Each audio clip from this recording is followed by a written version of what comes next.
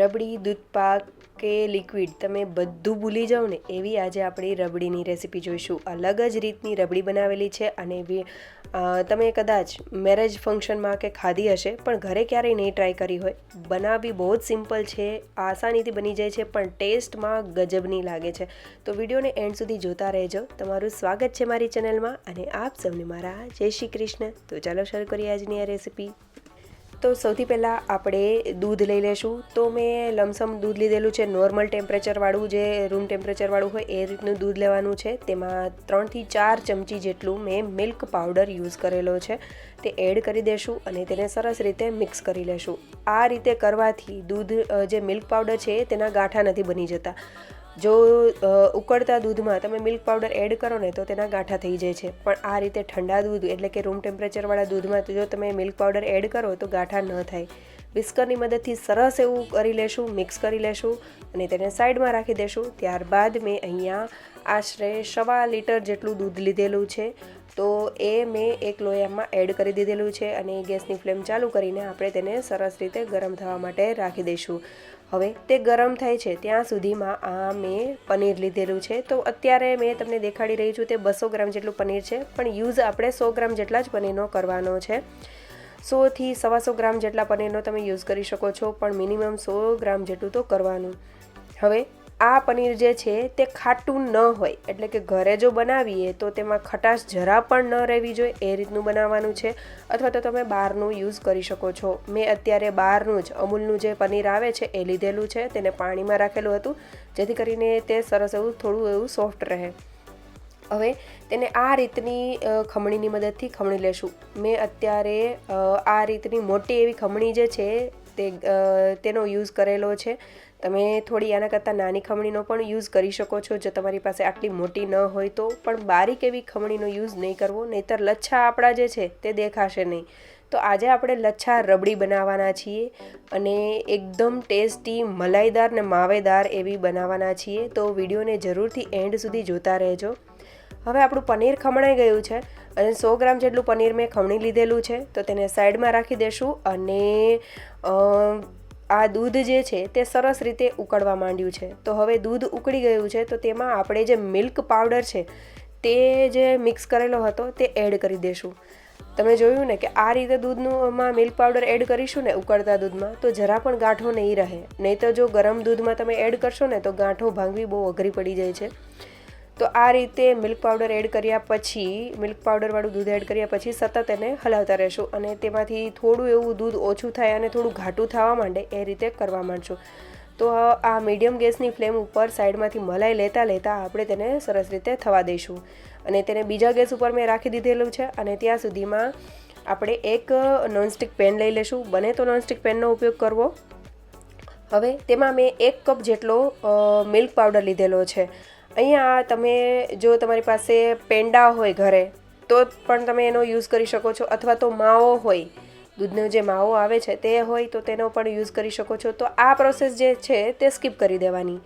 તો જો જેની પાસે માવો કે એવું કંઈ નથી તો તે લોકો શું કરી શકે, આ રીતનો મેં 1 કપ જેટલો આશરે મિલ્ક પાવડર લીધેલો છે. આમાં આપણે પોણા કપ જેટલા મિલ્ક પાવડરો જ યુઝ કરીશું. મેં થોડા એવા વધારે જ બનાવેલા છે એટલા માટે. તેમાં 1 થી 2 ચમચી જેટલું ઘી એડ કરી દઈશું અને થોડી વાર માટે તેનો થોડો કલર ચેન્જ થાય ને ત્યાં સુધી આપણે તેને હલાવીશું. આનું રિઝલ્ટ શું આવશે તે હું થોડું આગળ તમને જણાવીશ. તો હવે તે સરસ એવું તેનો કલર થોડો એવો ચેન્જ થઈ જાય ને એટલે આપણે તેમાં દૂધ એડ કરી દઈશું. અડધા કપ જેટલું આશરે મેં દૂધ એડ કરેલું છે, લમસમ લીધેલું હતું, માપ કોઈ નથી લીધેલું. તો આ રીતે મેં દૂધ એડ કરેલું છે, દૂધ ગરમ કરેલું જ હતું. હવે તે દૂધ એડ કર્યા પછી આપણે ગાંઠોને ભાંગતા જશું અને આ રીતનું જે મિલ્ક પાવડર છે તેનું મિક્સચર તૈયાર કરતા જશું. આ રીતે જો મિલ્ક પાવડર છે તેમાં ગાંઠો થોડી થશે, કારણ કે મિલ્ક પાવડરનું ટેમ્પરેચર થોડું ગરમ છે અને દૂધ એડ કરીએ છીએ એટલે આપણે ભાંગતા જવાનું છે. કન્ટિન્યુઅસલી હલાવતા જશું એટલે આ રીતનું ફોર્મમાં તે આવી જશે, આ રીતનું થીક એવું થતું જશે. તો તેમાં મિલ્ક પાવડર જે મેં છે તે જે કરિયાણાની દુકાને જે આસાનીથી મળી જાય છે, 10 રૂપિયાવાળું પેકેટ આવે છે એ જ લીધેલું છે. તો તે થોડો સ્વીટ જ હોય છે એટલા માટે મેં 2 મોટી ચમચી જેટલી ખાંડ એડ કરેલી છે. તમે તમારા ટેસ્ટ પ્રમાણે એડજસ્ટ કરી શકો છો. મેં અહીંયા સાકર પાવડરનો ઉપયોગ કરેલો છે, ખાંડનો નહીં, સોરી. તો એ એડ કરી દેશું અને તે કન્ટિન્યુઅસલી હલાવતા જશું એટલે આ રીતનું એકદમ કઠણ એવું થઈ જશે. જેવો માવો હોય લચકો હોય એ રીતનું થઈ જશે.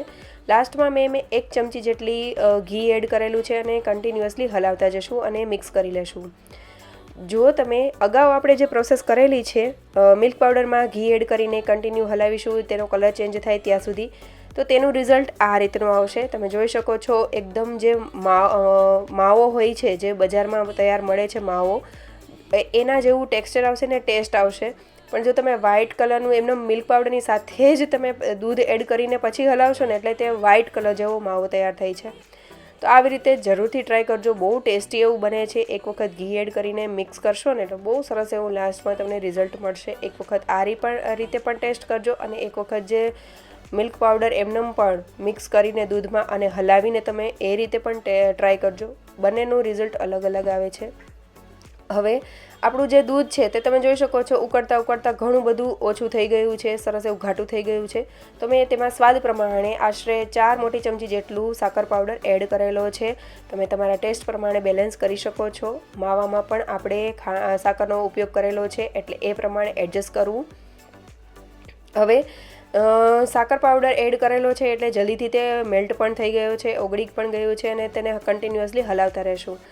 થોડું એવું ઉકળી જાય 1 થી 2 મિનિટ થઈ જાય એટલે આપણે તેમાં આ જે માવો છે તે એડ કરી દઈશું. મેં થોડો બચાવીને પણ રાખેલો હતો, 4 થી 5 પેંડા બન્યા હતા એ રીતનો બચાવીને રાખેલો છે. તો તેને સાઈડમાં રાખી દઈશું અને આ રીતે આપણે જે માવો છે તેને હાથની મદદથી ક્રમ્બલ કરીને એડ કરી દઈશું. હવે તેના થોડા મોટા એવા ગાંઠા છે તો તેને આપણે સૌથી પહેલાં ભાંગી લઈશું. તો હવે જે આપણે માવાની જે ગાંઠો છે તે ભાંગીએ નહીં તો કેવું થાય કે જ્યારે આપણે ખાઈએ તો મોટા તેના પીસીસ આપણા મોઢામાં આવે જે સારા ન લાગે. એટલા માટે આ સ્ટેજ ઉપર આપણે તેની ગાંઠોને ભાંગી નાખશું અને તેમાંથી તો પણ કણીદાર એવું ટેક્સચર રહેશે. તો આ રીતે થવા દેશું. મીડિયમ ફ્લેમ ઉપર જ કરવાનું છે એટલે સરસ એવું થતું જશે અને ત્યારબાદ આપણે પનીરને એડ કરી દઈશું. તો મેં અહીંયા મારી પાસે 200 ગ્રામ પનીર હતું તો મેં બધું જ હારે ખમણી નાખેલું છે એટલે થોડું વધારે પડી ગયું હતું. તો તેનું હું રિઝલ્ટ તમને પાછળથી જણાવીશ. એટલે જ મેં કીધું કે તમારે 100 ગ્રામ જેટલું જ પનીર એડ કરવાનું છે. હવે આપણે બધી વસ્તુને ઉકળવા દઈશું અને 1 થી 2 મિનિટ જેવું જ ઉકળવા દેવાનું છે, વધારે ઉકળવા દેવાની જરૂર નથી. અને મેં અહીંયા કેસર કે કાજુ બદામના સ્લાઇસ કે એવું કંઈ એડ નથી કરેલું. મેં અહીંયા માત્ર દૂધનો મસાલો જે છે એ જ એડ કરેલો છે, જેમાં બધી વસ્તુ આવી જાય છે. કેસર, કાજુ બદામ, પિસ્તા અને ઇલાયચીનો પાવડર પણ આવી જાય છે. તો એવો જ મસાલો મેં એડ કરેલો છે અને તેને સરસ રીતે હલાવી દઈશું. જો તમારી પાસે આવો મસાલો ન હોય તો તમે બધી વસ્તુ એડ કરી શકો છો. હવે આપણે જે 2 મિનિટ જેવું ઉકળવા દઈને તેને રૂમ ટેમ્પરેચર ઉપર સરસ એવું ઠંડુ થવા દઈશું અને એક બાઉલમાં કાઢીને તેને ફ્રીજમાં સરસ એવું ઠંડુ થવા માટે રાખી દઈશું. ઠંડુ થઈ જાય એટલે તમે જોઈ શકો છો કે તેની કન્સિસ્ટન્સી કેટલી થીક થઈ ગઈ છે. તો આ રીતનું થીક થઈ જાય છે અને મેં જે પનીર જે થોડું વધારે એડ કરી દીધેલું હતું તો તેની આ રીતના એકદમ વધારે એવા લચ્છા તમને દેખાશે. ઓલું જો તમે 100 ગ્રામ જેટલું જ પનીર એડ કરશો ને તો આટલા બધા ક્વોન્ટિટીમાં તમને લચ્છા નહીં મળે. અને એવું નથી કે વધારે પનીર એડ કરેલું છે તો તેની ટેસ્ટમાં ચેન્જ આવે. ટેસ્ટમાં કોઈ જાતનો ચેન્જ નહીં આવે, બહુ સરસ એવું ટેસ્ટી જ લાગશે. પણ વધારે પ્રમાણમાં પનીર આવે તો તે મજા ન આવે. થોડુંક લિક્વિડ પણ જોઈએ, થોડુંક પનીર પણ જોઈએ, થોડુંક માવો પણ જોઈએ. એવું હોય તો ખાવાની વધારે મજા આવે. હવે મેં ઠંડુ તેને સર્વ કરેલું છે અને ઉપરથી ફરીથી મેં દૂધનો મસાલો જ સ્પ્રિંકલ કરેલો છે. તમે ડ્રાયફ્રૂટ પણ ઉપરથી સ્પ્રિંકલ કરી શકો છો. પણ એક વખત જરૂરથી આ રીતની રબડી ટ્રાય કરજો. બનાવવી ખૂબ જ ઇઝી છે, ટેસ્ટમાં ગજબની લાગે છે. તમે બહારની પણ ભૂલી જશો ને એવી લાગે છે. તો તમે ક્યારેય પણ આ રીતની લચ્છા રબડી ન બનાવી હોય ને તો જરૂરથી બનાવજો. અને તમે જોઈ શકો છો કે માવાની થોડી કણીઓ બહુ સરસ એવી દેખાઈ રહી છે, ખાવામાં પણ જોરદારની લાગે છે. મહેમાન આવે ત્યારે જરૂરથી બનાવજો અને કોઈ પણ ઓકેઝનમાં ગમે ત્યારે તમે બનાવી શકો છો. અને જો તમે આ રીતની રબડી ક્યાંય પણ ટ્રાય કરી હોય કે ક્યારે પણ ખાધી હોય તો મને કમેન્ટ કરીને જરૂરથી જણાવજો. અને જો તમને આજની રેસીપી સારી લાગી હોય તો લાઇક, શેર અને સબસ્ક્રાઈબ કરવાનું ભૂલતા નહીં. Thank you for watching.